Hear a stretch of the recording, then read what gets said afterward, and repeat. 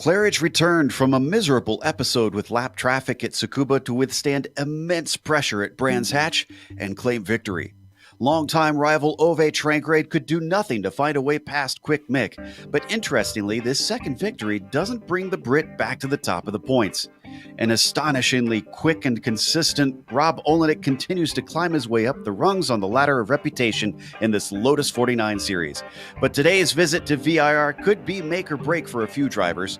Known for harshly punishing any mistakes, this track could catch out any driver at any moment. We'll see how things shake out as we get ready to watch round 4 of the Lotus 49 Grand Prix Legend Series. And you'll see it all live on the Global Sim Racing channel and the iRacing Esports Network. Hi, I'm Joe Peak, and with me in the booth is Johan Vandenbelt. Behind the scenes is our director, the Dr. Amjad Yaman, and he's using cameras provided by Dougie Beard. Johan, what's incredible is this layout of VIR hasn't been seen by the Lotus 49 series since 2015. Yeah, a very long time, and that was one of the things that you could see in practice. A lot of drivers seem to have trouble keeping the car on the grey stuff. And because even though VIR is one of the oldest iRacing tracks, it doesn't get as much love as other circuits do. This track has some history though. It was originally constructed in 1957 and VIR is mostly known for endurance racing. For 2 decades IMSA could be found here, but financial troubles meant that it had to be closed until 1998. After that, the VIR 2.0, so to speak, venue hosts 7 different layouts, and we'll visit the 5.2 full course today. Now, I mentioned that drivers seem to have a little bit of trouble at this track in practice, but that's not only because of a lack of practice. I think that VIR is a very tricky track. It is narrow, it has off-camber corners and plenty of bumps to catch unaware drivers out. And at the same time, it hosts a big amount of very easy curves that are almost straight until you try to tackle them in the Lotus 49. Because of this, I imagine that qualifying will be very important, Joe. But before we see where things stand, let's go on board our GSRC LOTUS 49 as we take you for a lap around the track.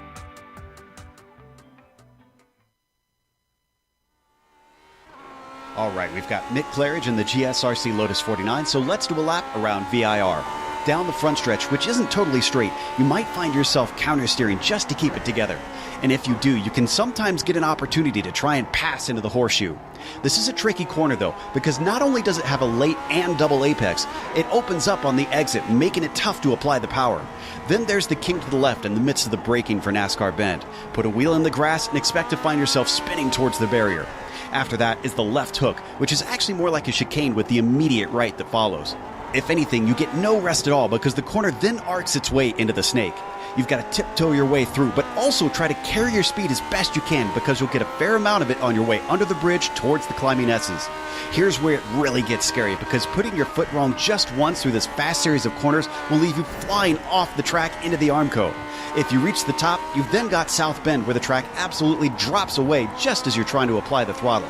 And of course, that flows into the infamous Oak Tree where you're braking and turning, all while trying to get the car set up for the most important corner exit of the track. You see, as we come onto the backstretch, you've hit the longest acceleration zone of the circuit, so hesitating on the power will really hurt your lap times. But you don't even get to relax here because the car is going to be dancing around with the high speeds not playing nice with the big crests and bumps. Eventually, it culminates in one of the most difficult corners in racing, the roller coaster. There's a blind crest right as the track bends to the left, but then you've got a sharp right immediately following it. On top of that, the runoff is all downhill, so going off track will lose you gobs of time trying to return to the circuit. The last challenge you'll face is the hog pin. It's another downhill braking zone, and another time you'll be trying to turn the car while slowing it up. At the bottom is a double apex begging you to get back on the throttle so that you can get plenty of speed up the pit straight. But hopefully you've now finished a lap around VIR.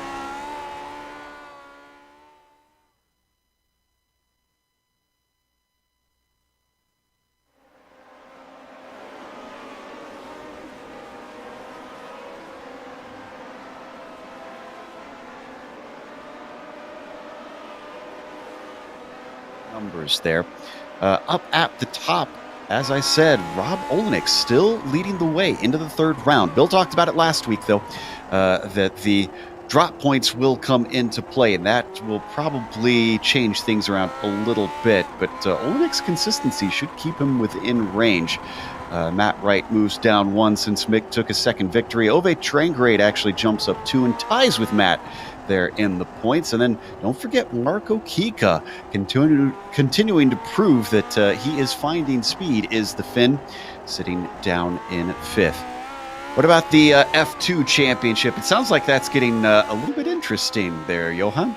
Yeah, absolutely. On the lead at the moment is the UK driver Hugh Haycox. He had a bad run in Brands Hatch, but his good result in Tsukuba from the week before means that he can still retain the championship lead. But behind him, you can see the gaps to Francisco Gutierrez and Hideki Kofisto. They've closed it down to 2 and 3 points. It's very close there, especially Hideki Kofisto. That's one of the drivers that you have to keep an eye on because he actually missed the race in Tsukuba. So his score is just based on 2 race results. Behind him, Colin Coker and Michael Reinhardt complete the top 5, but there's another driver that you have to keep your eye on. That's a driver P9 in the championship, Grant Petullo. He won last time around in Brands Hatch. He's here today. I'd be very surprised where he will end up. And then, of course, on the constructors, let's take a look at where the Nations Cup is. Only 4 points between the UK and the US. Have been German trying hard to hold up the third position. Roman Pawlowski, of course, has been fast, but has been lacking wins. Australia tied with Norway, which is held down by 2 single drivers, Wright and Trangerade. What about today's race details? I have to imagine with a bit of a longer track, not too many laps out here. No, not at all. It's round 4 of our 12-round championship, and as you can see, only 20 laps today here at VIR. Qualifying times are getting on the board. Lap times are around 1 minute 46 seconds, so basically means that around 35 minutes and then the race will be over. The setups for the drivers will be open, and points they will pay out to 25th position. With 19 drivers, that means that everyone will score some points. Of course, once again, we are watching this race on the iRacing Esports Network. If you'd like to find more of this racing series in your YouTube feed, all you got to do is subscribe. Click the big red button that says subscribe on IESN's YouTube page, and the iRacing Esports Network will have more Lotus 49 showing up for you. Taking a look at the qualifying effort. Well, last week, Ove Trangerade certainly kept Mick Claridge honest, and it looks like he's going to be doing more of the same unless Mick can get a faster second lap in here, because right now it's about 2/10 between Ove and Mick. Yeah, but one good thing for Mick Claridge is that he is currently doing a second lap time. Ove Trangerade made a mistake on the second lap, so he only gets 1 qualifying effort. That's at 46.1 Mick Claridge. Like you say, Joe, he has to win 2/10 of a second to get that pole position. Behind them, one of the drivers that we were talking about in the standings, Marco Kika, amazing qualifying effort from the Finn. He was currently sitting in P3. He's just ousted from that by Rob Olenek, who goes P2. And looks like Ove is going to get back out for a little bit of warm-up, but it's now down to most likely Mick Claridge to see what he can do with the pole. Gary Teal is still out there, and he is sometimes fast, but I'm not sure if he's going to have the pace today to get better than Quick Mick. Down through Hogpin.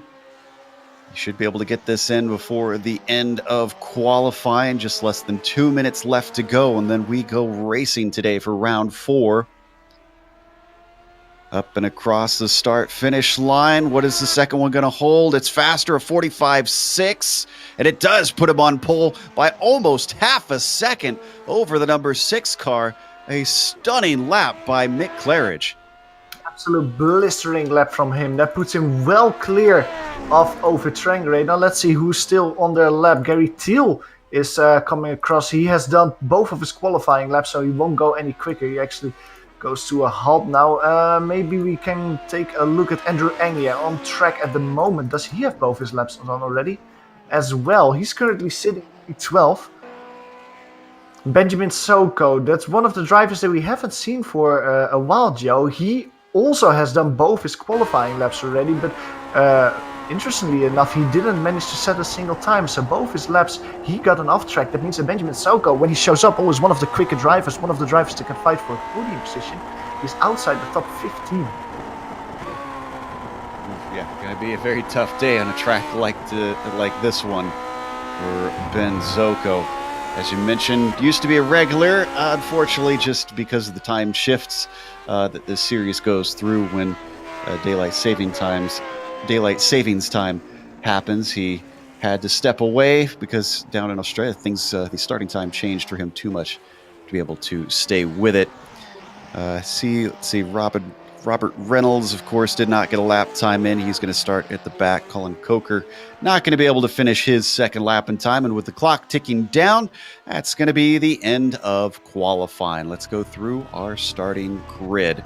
Mick Claridge, as we mentioned, on the pole by a huge margin over Ove Trangrade. Maybe Ove will have a little bit better race pace, and we'll see a repeat of last week.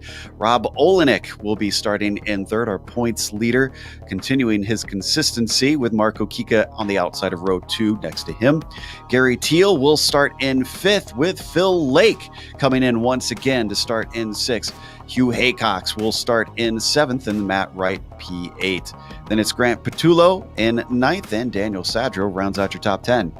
Just outside the top 10 is the other Haycox, Ian. He is on P11. He's flanked by Andrew Eng. Row 7 will be shared by Armin Weber and Hideki Koifisto. Colin Coker is the last driver with a timed lap, a 1:53. Then there's 4 drivers without a lap time. Benjamin Soko starts on the outside of row 8.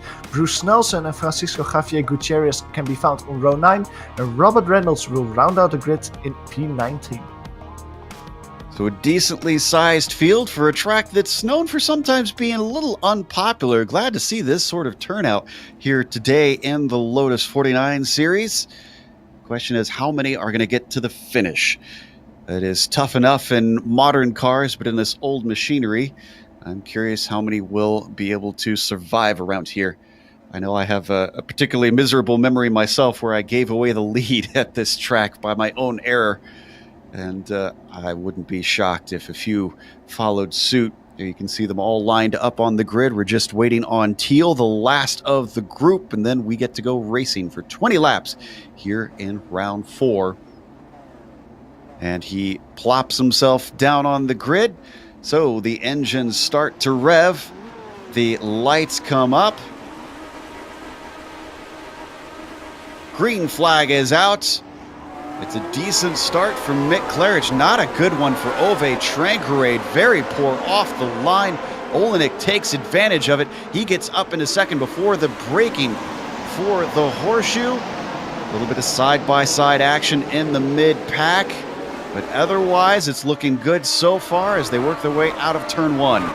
Marco Kika and Hugh Haycock still side by side, but now as they go towards the NASCAR bend, it's Marco Kika who gets a position. He's down to P5. Battle for the lead. Rob Olenek puts it side by side with Mick Claridge. Still side by side as they go through this very twisty section, but on the inside it's Mick Claridge with more momentum. He gets the position as they go to the S's. Gary Teal behind him gets side by side with Ove Trangrade in the S's. You don't want to be side by side as Gary Teal winning the position. Ove Trangrade losing a lot of momentum, and there's another Finn now on the inside. Marco Kika trying to make the position, so Ove Trangrade as Hugh Haycox almost gets by him as well. Goes from P2 to P5.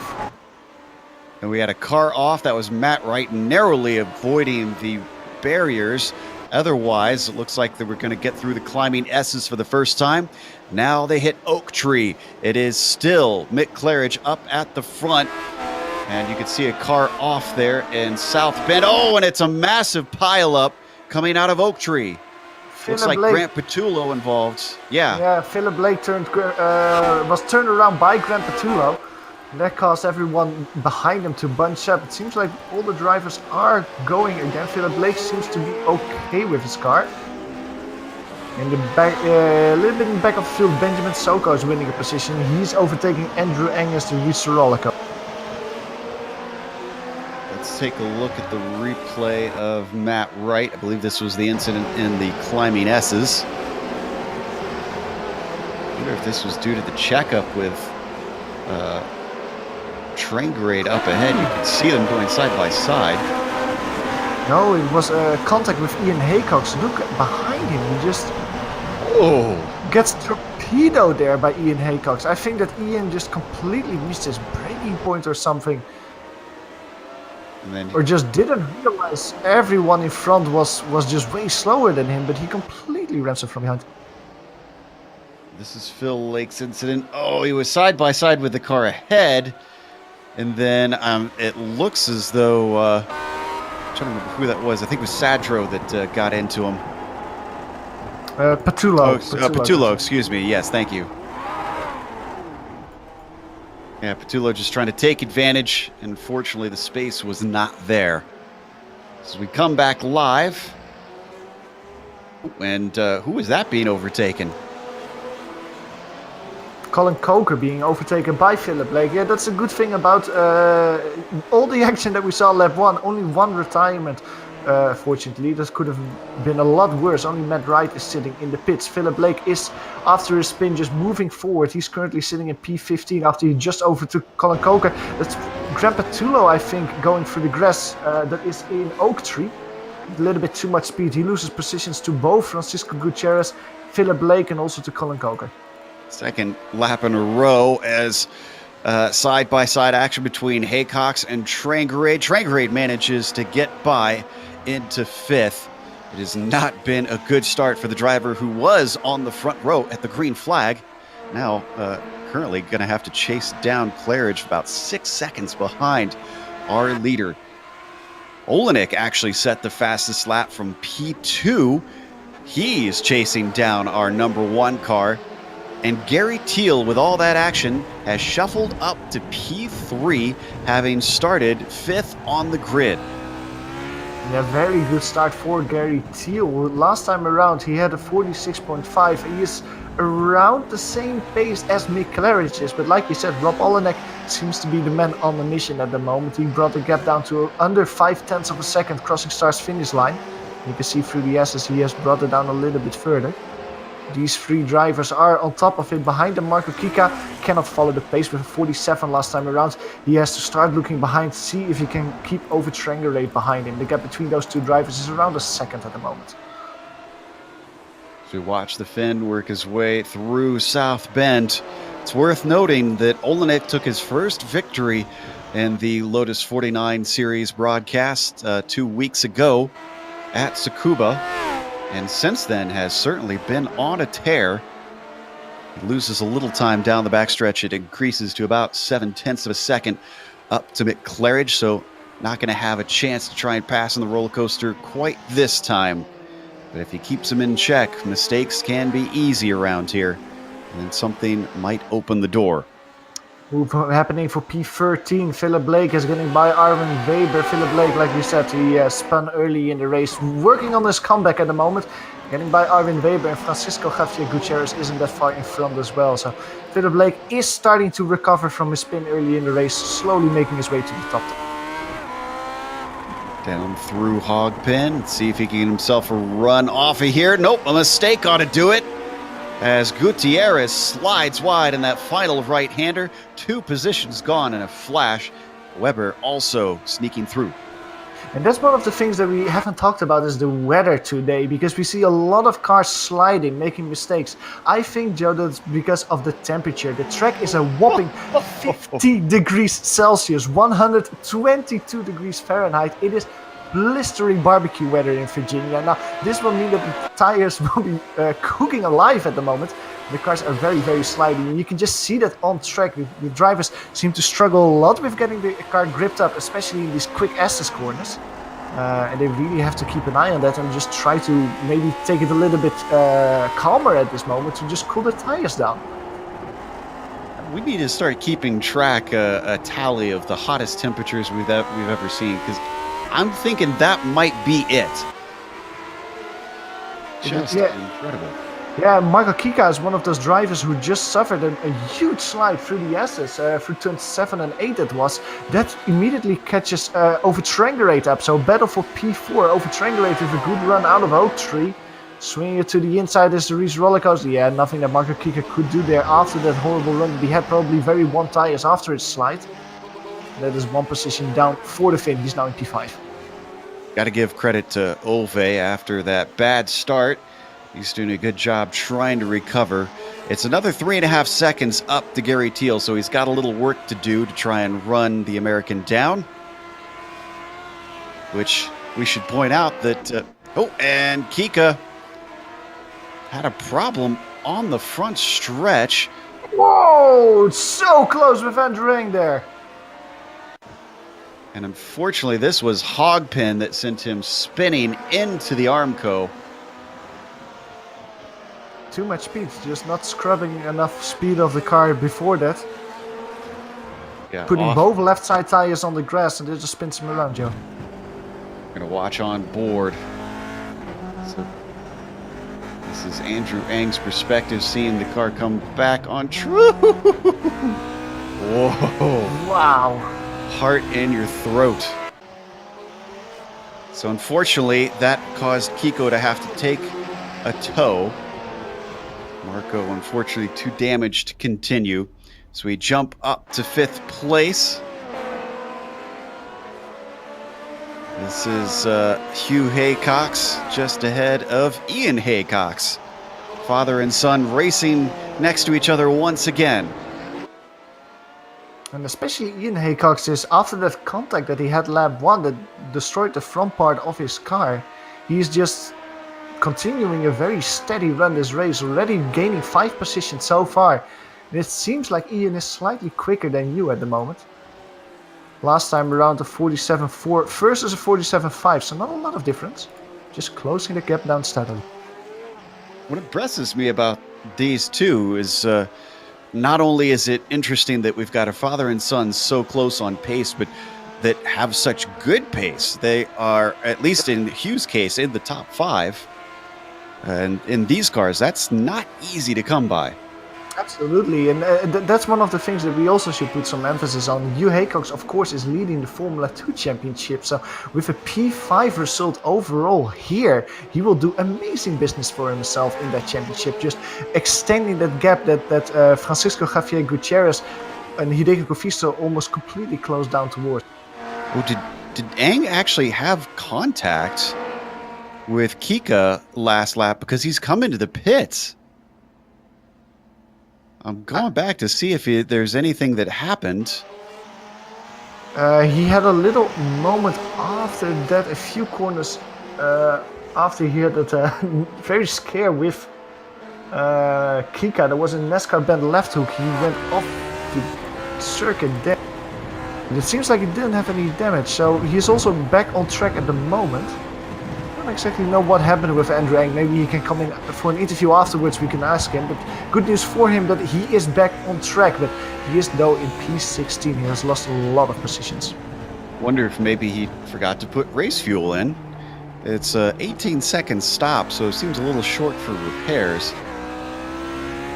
Meanwhile, and Armin Weber has found trouble. This also in the climbing S's. Such a fast and tricky part of the circuit. Absolutely, car gets loose there. Little jump over that crest, and just the car loses completely control after that. He tries to save it, but the DS driver just slapped. Yeah, he probably is out of the race. Go ahead, Joe. Most likely. I mentioned myself giving away the lead once, and that looked pretty close to exactly what happened to me. The DH driver is indeed in the pit lane already. Let's go to P7, battle between Benjamin Soko and Daniel Sadro, and I think that Benjamin Soko seals the deal there. That's in turn 1. The Australian gets by Daniel Sadro there. We mentioned Benjamin Soko not setting a qualifying lap. He is already up 9 positions since the start of the race, and you can see it here. Just a great run out of the final corner, great run over start, finish straight, and just textbook maneuver from him on the inside. Daniel Sadro tried to take a look a few corners after that, but he has to slot back in as they go towards the S's. That's P7 for Benjamin Soko. And only 7 laps into this race, up to P7 for Ben. Up next is going to be a little ways to catch Ian Haycox. It's about 5 seconds up the road. I think that was Benjamin Soko. I think we mentioned the Haycox is a little bit too soon, because now it's Daniel Sadro again that you have to overtake, because what a moment that was for the Australian. Exactly the same place as we saw Armin Weber make a mistake last time around. This was not because of a small lift-off on the bump, just it almost seems like he started to slide on the apex. Great save from Benjamin Soko, though, to not lose control on the grass there. Well, lost the position back to Daniel Sadro, so he's got to redo all that hard work. As all this has been going on, Rob Olenek has been staying within half a second of Mick Claridge. This has seemingly been something of a repeat of last week, except instead of Trangarade chasing down Mick, it is now Rob Olenek. But I wonder if this comes to one of the tricks that Mick's revealed to us about changing his tire pressures to get a good run off the line. Wonder if that's what's causing him to maybe bottle up the cars behind here. That could very well be it. It's just very interesting also to look at the gap between these two drivers. It's almost like they're on a yo-yo with each other. One lap it is 5/10 like it currently is. Next lap it is around a second. And then Rob Olenek finds some speed and closes the gap down again. These drivers seem to be on exactly the same pace, but they cannot maintain the pace for every lap in a row. They just have to cool down, lose a little bit of pace, some of those laps, and then the next one they're right back at it. So very interesting to see how these two drivers are battling it out at the moment, and at the same time Gary Thiel, he cannot follow suit at the moment. The gap to P3 has in the meantime increased to over 5 seconds, so I don't think that Gary Thiel will be putting some pressure on Rob Olenek anytime soon.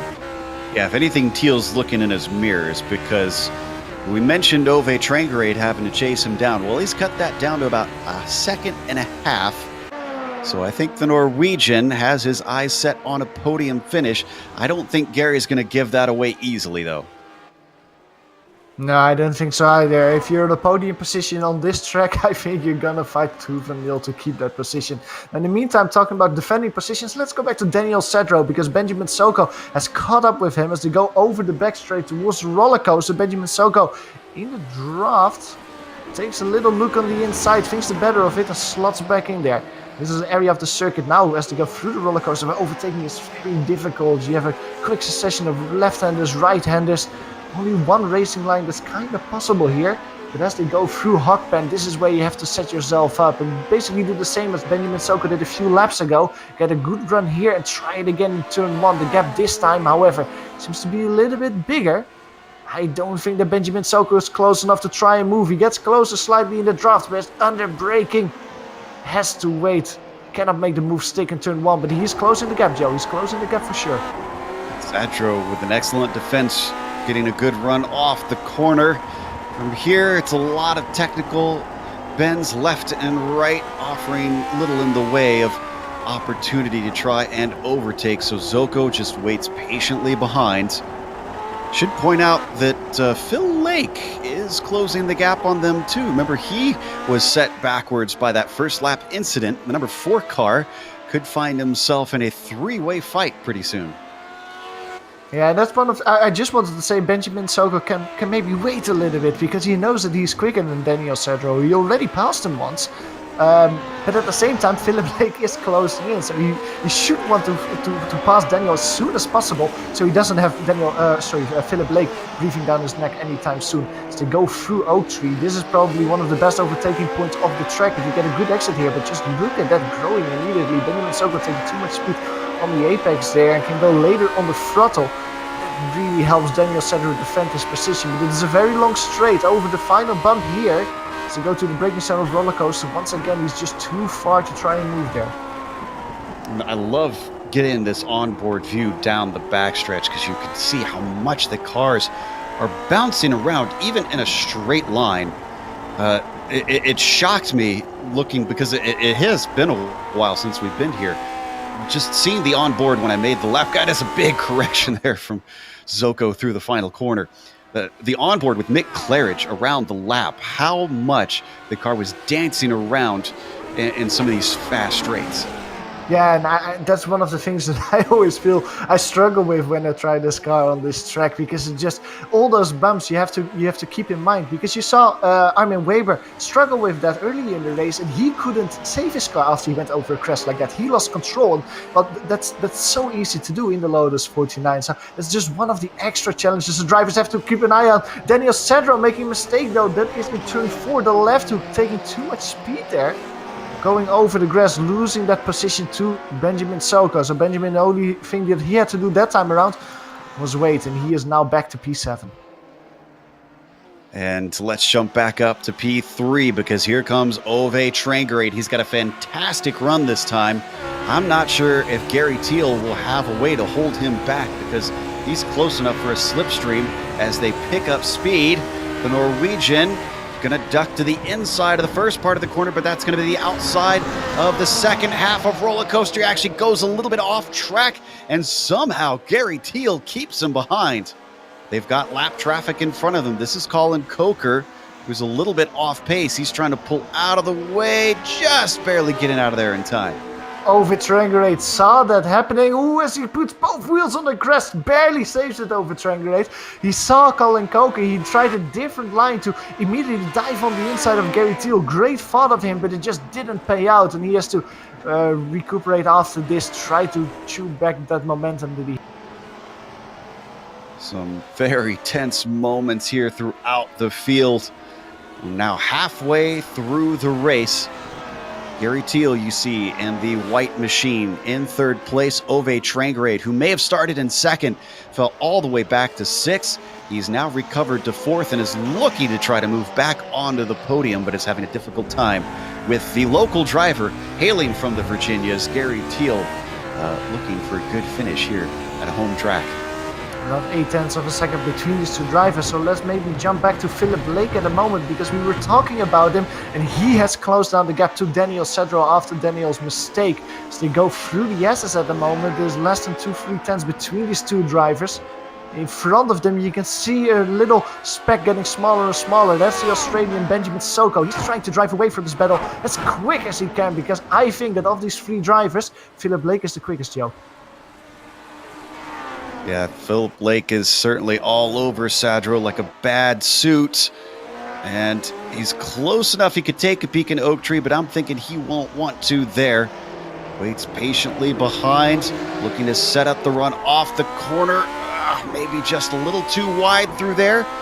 Sadro starts to streak away, and I don't think the pass is going to happen at this point. So let's check in with our top two, because we haven't looked at Claridge and Olenek for a while. But that gap is grown slightly. It is about 0.8 now back to the number 2 machine.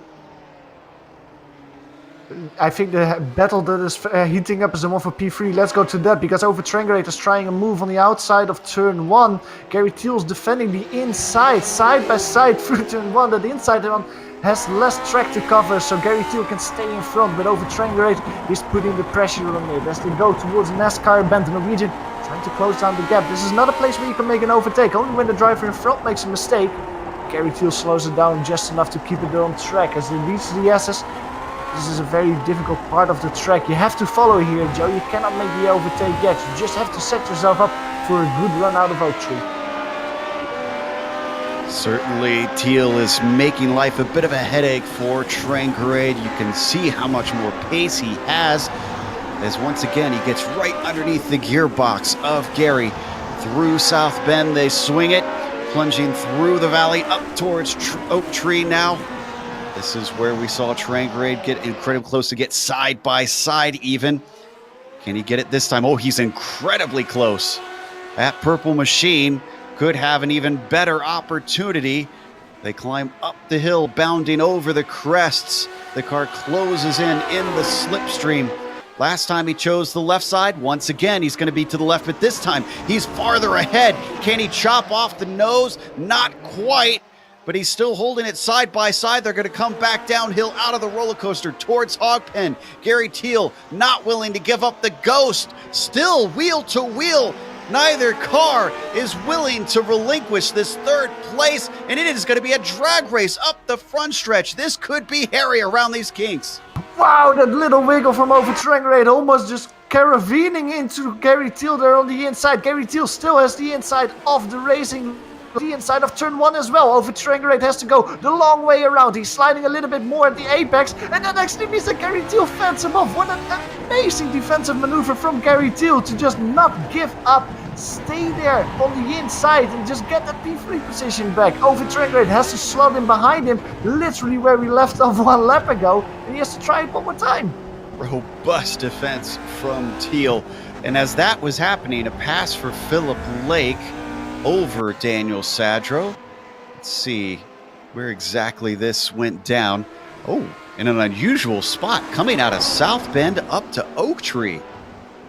Yeah, he just had a great run out of the S's, and took a little look to the inside. I don't think that Philippe Blake actually tried to make the overtake stick there, but Daniel Sedra gave him the room to put his nose in, and Philippe Blake said thank you very much and just went by there. So that's Philippe Blake back to P8, and he will try now to close down the gap to Benjamin Soko. But let's go back to that P3 battle, because over train rate once again is very... Oh, as we see, Hideki Kofisto making a mistake there. Yeah, another driver to fall victim to the snake, and then unfortunately Grant Petullo clipped him on his way through.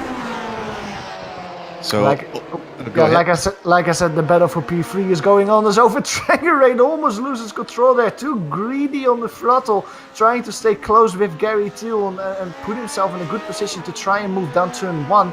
And that fails, and that means that he loses immediately 7 to 8 car lengths and has to work hard to recover that. In front of them, it's the lap car of Robert Reynolds. Might be a little cock in the equation here at the moment. Robert Reynolds is driving around P15, 2 laps down, but a good race for him because he has gained 4 positions since the start of the race. He will now be passed by Gary Thiel and over Tranger. Robert stays on the outside as the Reed's NASCAR band. Over Tranger, very careful there, going around Robert Reynolds, and that loses him again a little bit of time towards Gary Thiel. Yeah, some hesitation. He does have 7 laps to go, so I think Ove, knowing that he's got better pace than Gary, is just wanting to try and play it safe. Other than these two, really the last battle that we've got left now is between both Haycoxes. Granted, ever since Lake got by Sadro, he's started to reel in Zoko. If that gets closer, we'll jump over to them. But this is Ian and Hugh working their way through the climbing S's. The leading car is Ian, the older of the two, based in the UK. His son Hugh studying over in France, racing from across the channel. He's going to try and set him up out of the oak tree. Let's see what he's got. And it's very interesting to see this battle, because if viewers remember at the beginning of the broadcast, it was Hugh in front of Ian. Around lap 9 he got passed by his father, but he is having a great run here out of Oak Tree. More speed, but he seems to think the better of it. Doesn't want to put his car side by side as he reaches the roller coaster. I think that Hugh Haycox might just be very content, Joe, with the position that he's in. He will finish P6. He will win the Formula 2 race here at VIR if it stays like this. And like I said, will do great business. That was a little lapped car of Robert Reynolds trying to stay out of their way. Wonder if there's a respect your elders rule in that house, and Hugh is having to stay behind Ian to the line now that his dad is ahead. He's got about 5/10 to him, so all it will take is one mistake from Ian, and I'm sure Hugh will be able to slip through. Behind them, it is now cut down to half a second between Lake and Zoko. Zoko having to come forward from lacking a lap time in qualifying. Lake having to come forward, having made a mistake, having had problems on the first lap in Oak Tree. Once again, having to deal with Robert Reynolds trying to stay out of everybody's way. Not going to offer an opportunity to Lake quite yet. No, but it's good to see for Philippe Blake how he just recovers here, because the amount of positions that he has gained since his spin at the opening parts of the race has been very impressive, gaining around 10 positions. So really interested to see where he will end up. Let's go in the meantime to the battle for P3, however, as Over Trangerate once again has a great run through Oak Tree, putting the pressure on Gary Thiel. Once again, this is the battle for P3 as they come across the Breck Straight. We've seen it closer around this point a few laps ago. I think that the Norwegian is close enough to maybe try a little move on the inside. He gets closer under braking, takes a little look on the inside, but he's just too far away to put it side by side with Gary Thiel. Now, a few laps ago here, it was where he was very greedy on throttle, lost a lot of time. This time around, he can stay close, however, he slides a little bit more. Cannot touch the apexes as well as Gary Thiel does, but as they come around the final corner, Hotpan, back onto the start-finish straight, is around 3 car lengths between the two. Over Trangerate, just really staying in the gearbox there of Gary Thiel, trying to get every little bit of draft as he can, taking a little look on the inside, sliding, braking with 3 right wheels on the grass, makes it stick, but cannot get this car slow down. And that means that Gary Thiel gets the position back. Over Trangerate, losing a lot of time with that. He doesn't have to fear from the Haycoxes, they are too far behind, but Over Trangerate losing, I think, around 3-4 seconds to Gary Thiel now, and that is a lot of time to recover with only 5 laps to go, Joe. Yeah, that might be all she wrote for Ove Trangrade trying to get up to that podium spot. Just tantalizingly close. And meanwhile, something's happened for the lead because Olenek, who was about 8 tenths behind Claridge, has cut it down to 3 tenths of a second. I wonder how aggressive Rob is going to be trying to take the win away from Claridge. Claridge on 2 wins this season, Olenek on 1. Doesn't get the jump off of Oak Tree, and I don't think he's close enough to attack up to Roller Coaster. Yeah, but that was really the last lap time of Rob Olenek. It was just very impressive. It was the fastest lap of the race. If he wouldn't have had an off-track somewhere in that lap, it was a 45.6. If you compare it with Mick Claridge last time around, a 46.1. So 6 tenths of a second. Rob Olenek won there. And you can see visually on screen that the gap has decreased to around 5 tenths of a second as they come through Hockpen. A little bit more space between them than with Gary Thiel over Trangrade last time around, so I don't think that Rob Olenek will try and move coming turn 1. As they come across start-finish line, it is basically nothing between these two drivers, Joe. 4 thousandths of a second, Rob Olenek was quicker, so he is quicker, and he just seems to be on the pace now compared to Mick Claridge, but the gap between them, the speed difference between them last time around was very, very small. Obviously trying to apply a little bit of pressure now that Rob has got a whiff of the lead. 4 laps to go. Can he do anything to try to take down one of the more dominant forces in this series, in the history of the Lotus 49 on iRacing? Olenek, very much a newcomer to this car compared to Mick Claridge. We've seen him race over in the Camel GT series for a long time, but has adapted to this wingless machine very, very well. Started out mid-pack and then crept his way forward until now he's been challenging for wins. We're not missing much through the rest of the field. If it gets close through there, we'll jump back to some of the battles that are still close because the Haycoxes are within range of one another, and of course Zoko and Lake are still within less than a second.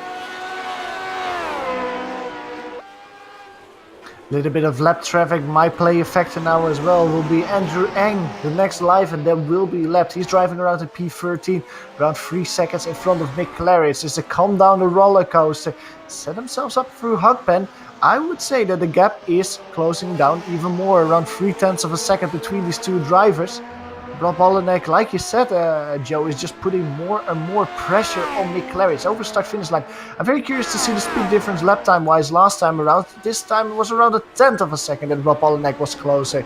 So he can put the pressure more and more on the Brit in front of him, but the Brit just seems uncrackable at this point. And Rob Olenek has to really try something creative to get by. Maybe something with lap traffic or something in a position where he wouldn't expect it, like there! Taking a little look on the inside of NASCAR Ben. That's what I meant. Just try and surprise Mick Claridge to get that P1 position away from him, because otherwise I think it will be very difficult to best Mick.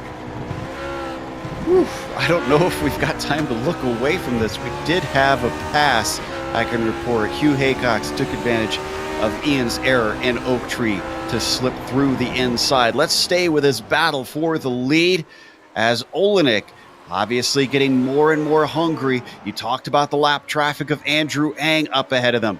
They've been slowly but surely getting closer to the back of that green car.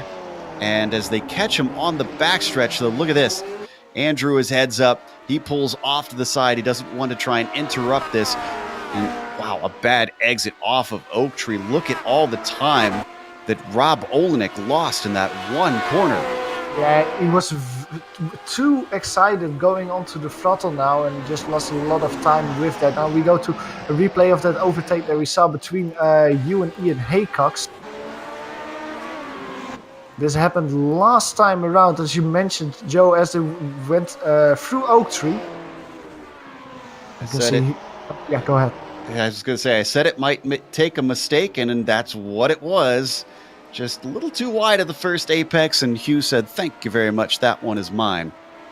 And it seems like Ian Haycox is a little bit off the pace in general at the moment. Last time around through Oak Tree again, he had a mistake, little half spin. That means that he has lost a lot of time to his son. Now let's go back. We see on screen the battle for the lead. Rob Olenek, less than around 2 tenths of a second between himself and Mick Claridge. eyes are getting... It is so close, yeah. This is going to be very exciting. And you just feel the tension because of this. Because if Rob Olenek doesn't get by Mick Claridge, he will lose the lead in the championship, I think. And also with drop week still on the mix, you know that Rob Olenek just has to grab moments like this where he has a chance, a whiff of a win with both hands if he wants to beat Mick Claridge in the championship at the end of the season. There's still 21 points between them, but I think you're right that when the drop weeks are taken into account, it should allow him to be up front. But boy, the eyes of Rob Olenek are certainly memorizing the gearbox of Mick Claridge as they come off of Oak Tree. Oh, this is a very good one. This is the best opportunity we've seen for the number 2 car. He gets in the slipstream, rides right in the tire tracks of Mick Claridge, up and over the hills. He's going to take the left side of the track as Mick Claridge looking to try to fend him off in the second half of the corner. He's strong on the brakes, very strong on the brakes. Down to the apex of roller coaster, Mick Claridge still denies Rob Olenek a chance at the lead. That was amazing defensive maneuver from Mick to just get his car slowed down the way he did, like he's using different brakes than Rob Olenek did. Because the way he got his car slowed down was otherworldly compared to Rob behind. Rob loses a few tenths of a second because of that. So you can see the gap between them is now around 4 tenths of a second. So no move going towards turn 1. Robert Reynolds is again just in front of them. He will be lapped, but I don't think that he will be lapped on the straight now. I think this will be in the S's, so that actually might play a bigger factor than we saw happen with Andrew Eng a few laps ago. I thought maybe for a second it was... Oh, there he goes. Now he pulls over just before left hook. Final lap, white flag. Rob Olenek only has a couple more chances to try and get the lead away. He certainly did himself a good favor out of Oak Tree last time, but can he repeat that? And did he learn anything from it? They reached the climbing S's. He's a little too far back for now. That could yet change. Do they have any other lap traffic? No, this is just down to these two, all the way to the checkered flag. Up into Oak Tree. This is the critical moment. What can Rob Olenek do off the corner? The answer seems to be not enough, because Mick Claridge finds the grip out of that right-hander and keeps himself just out of arm's reach. However, he has to keep the mistakes away in these final few bends. Braking into roller coaster, looking nice and smooth. Olenek gains a little bit of time, but not enough. Now plunging downhill through hog pen. Mick Claridge just has one last corner to hit the throttle. And it's looking good for Mick Claridge to take his third win of the season. Up and across the line, your winner today, Mick Claridge. Olenek following him home by only 3 tenths of a second. And Gary Thiel has been run down by Ove Trangarade, but I think he's also going to withstand the pressure. Ove, too little, too late. Thiel going to take a podium today. Behind him, the battle for P7, that's the closest one that we have. Benjamin Soko and Philippe Blake. Philippe Blake had a great run through the S's, couldn't capitalize on that. Benjamin Soko was better out of Oak Tree, so he stayed in front over the back straight as they come across the last corner of the race. Now just in front of them is Ian Haycox. He will not play a factor in this. Philippe Blake trying everything he can through Hockman, but it's not enough, so he has to settle for P8 in the end, and Benjamin Soko will come back in his return race in P7. Great races throughout the field. That's the last of our battles. Everybody coming across the line, single file behind them. So with that, we're going to take a quick break here on the Global Sim Racing channel. We'll come back with the official results as well as driver interviews. If you stick around on screen, you'll see all the upcoming races here on the GSRC.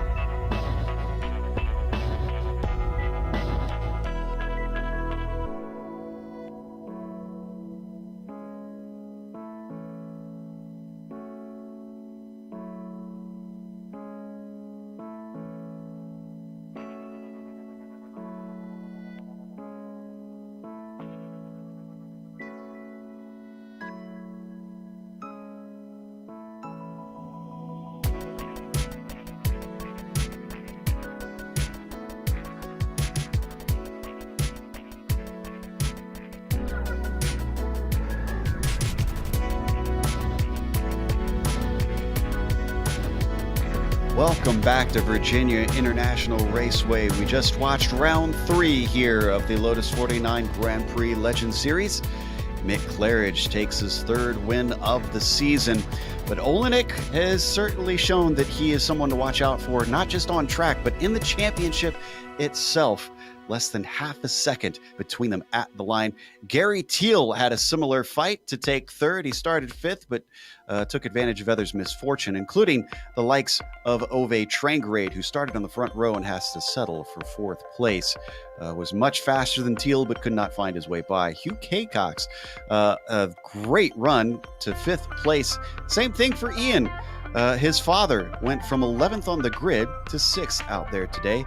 Ben Zoko, who may have botched his qualifying, did pretty well in the race itself, finishing 7th place, and Phil Lake took 8th behind him.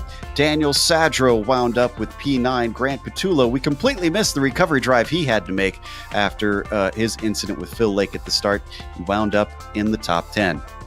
Another driver that we didn't really talk about today, Bruce Nelson. He comes home in P11, gaining 6 positions during the race. 6 positions gained also for Francisco Javier Gutierrez. He comes home in P12. Few drivers that were a lap down at the end. Andrew Eng home in P13, Hideki Kofisto in P14, and Robert Reynolds in P15. And then 4 retirees out there today at VIR. Colin Coker classified 16th. Armin Weber, after his big off in the SS, only comes home in P17. Marco Kika, Matt Wright, they probably expected a lot more from this race. Both started inside the top 10, but are only finishing P18 and P19 here. We've got one of our podium finishers ready to talk to us, Gary Teal, who had some great fights out there that we caught. Gary, it looked like a little bit of staying out of trouble while others did helped you up into 3rd, but then some immaculate defense kept you that position. Gary, do you have a copy? Oh, looks like maybe we don't have Gary with his mic hooked up quite yet. Give him just another moment to see if he's answering. And looks like Gary, unfortunately, not ready to talk to us. So we'll let him have a chance to fumble around with his mic. In the meantime, looks like Johan is caught up with our winner, Mick Claridge. Yeah, Mick, welcome to the booth. You started the race P1, you finished the race in P1, but that really doesn't tell the story, because what a battle that was out there with Rob Olenek. Oh, that was the toughest race. Honestly, I say that a lot, but this one takes it, 122 degrees on track.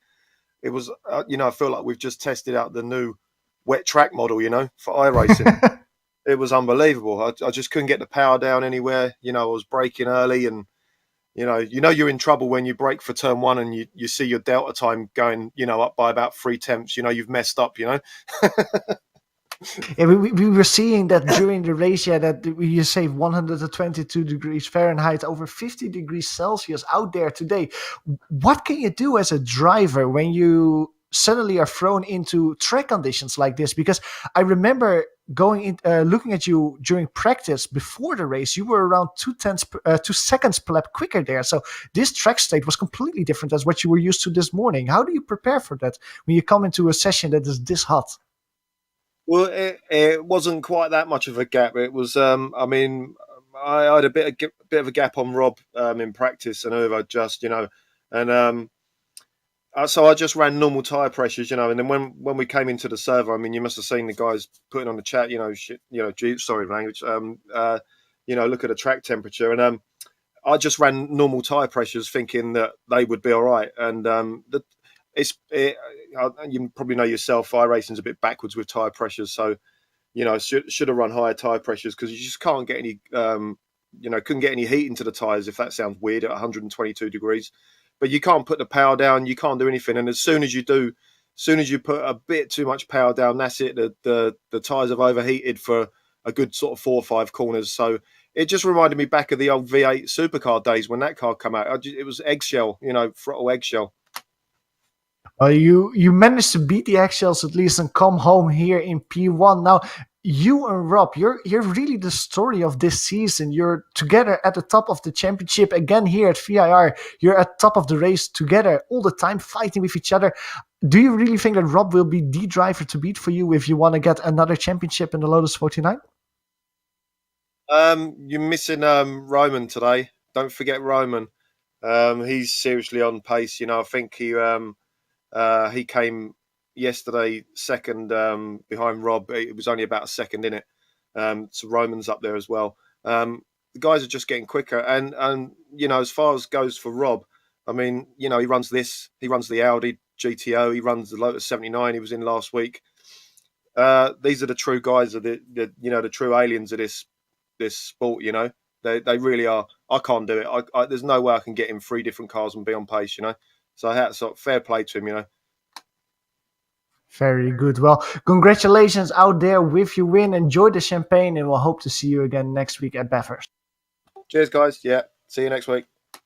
It was Mick Claridge, our winner today. Well, we'll go one step lower on the podium as Joe talks with Rob.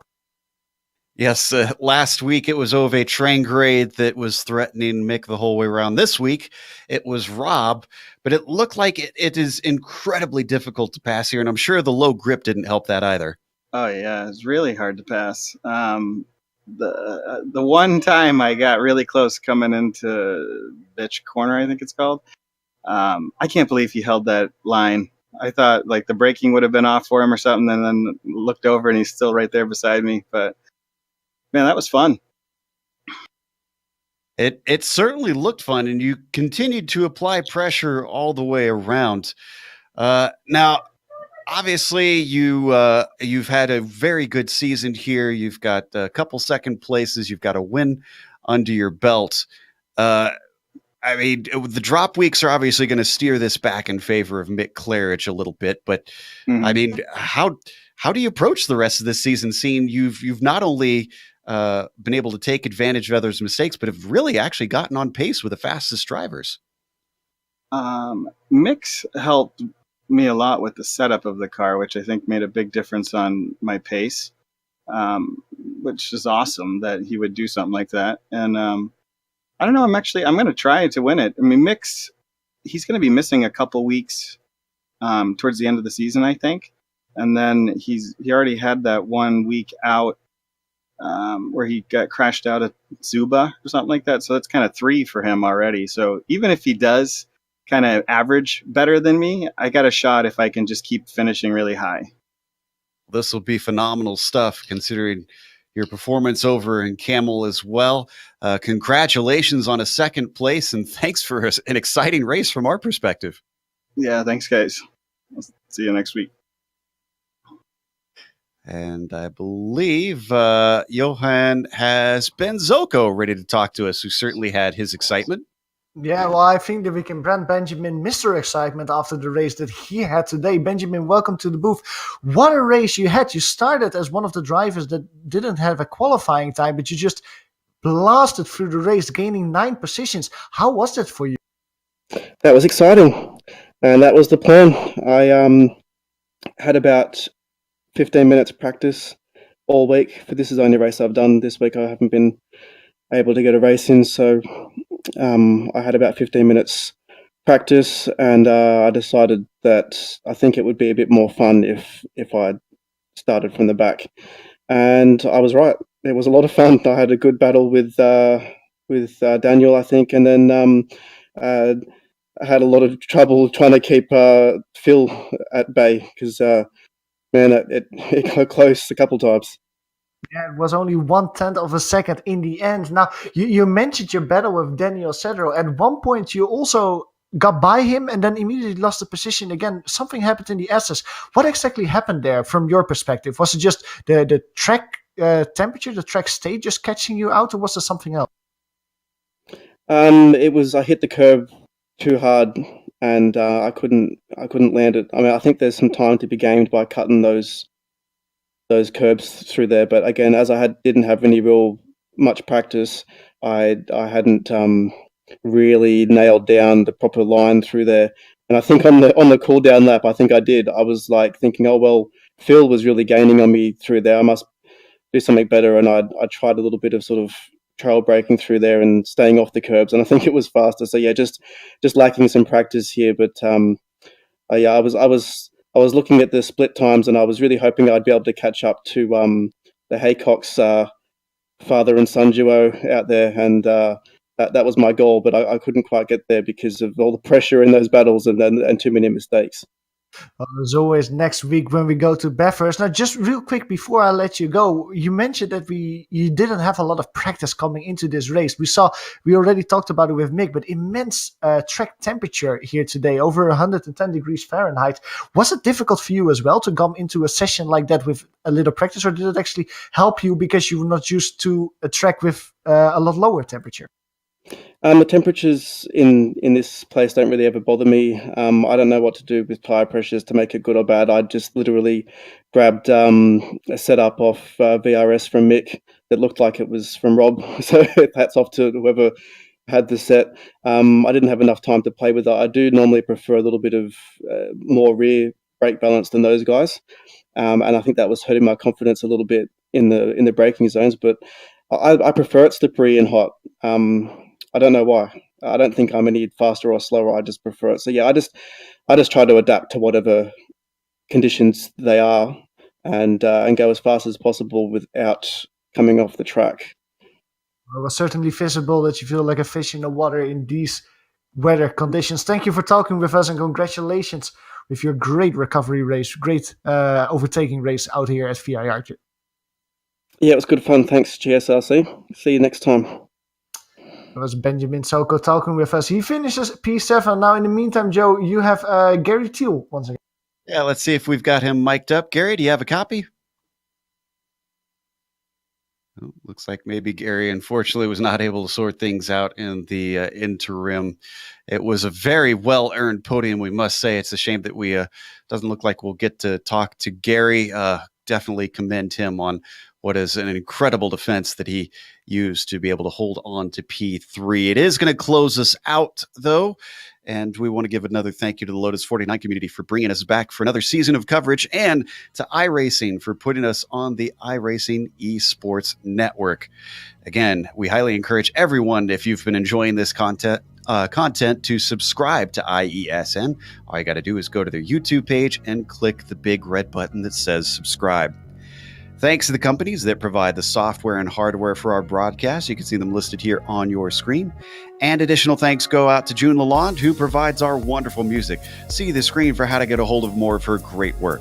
Thanks to the team today, Johan, Amjad, and Dougie. If you'd like to find out more about GSRC, including upcoming races, you can find it at globalsimracingchannel.com. You can also check us out on social media. We're on Twitter at GSR Channel, Facebook at Global Sim Racing Channel, and Instagram at GSRC_Graham. The next race is going to Bathurst, Australia. That'll be Saturday, April 13th at 9:30 a.m. Eastern. We also have upcoming races for other series listed on the screen, so check those out and mark them down on your calendar. But until next time, race clean, race hard, and we'll see you on the track.